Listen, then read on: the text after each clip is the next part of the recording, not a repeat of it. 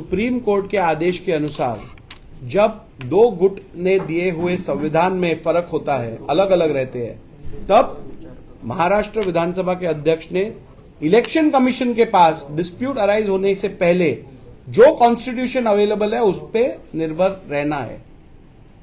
और वो जो बार बार कह रहे हैं, जिसके बारे में सही अर्थ से तो मुझे जरूरत नहीं है उसके ऊपर ध्यान देने की, मुझे तो आदेश सुप्रीम कोर्ट का है, इलेक्शन कमीशन के पास है, उस हिसाब से काम करो। फिर भी मैंने ये दोनों पत्र देखे और उन दोनों पत्र में कॉन्स्टिट्यूशन अमेंड हुआ है और वो इलेक्शन कमीशन के पास सबमिट किया जा रहा है, ऐसा कुछ भी नहीं लिखा है।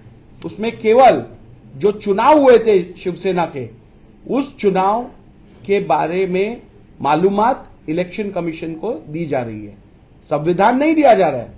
जो वो कह रहे हैं हमने सबमिट किया है संविधान, हमने अमेंडमेंट की कॉपी दी है सुप्रीम इलेक्शन कमीशन को और उसकी रिसीट हमारे पास है, उसकी पोस्ट पावती हमारे पास है, उसकी एक्नॉलेजमेंट हमारे पास है।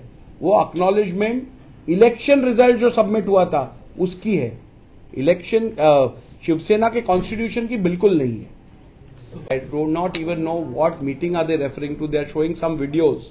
We don't know whether they are doctored, they are actually there, what is the position. And irrespective of that, Election Commission, the Supreme Court has directed me to take the Constitution as on the record of the Election Commission.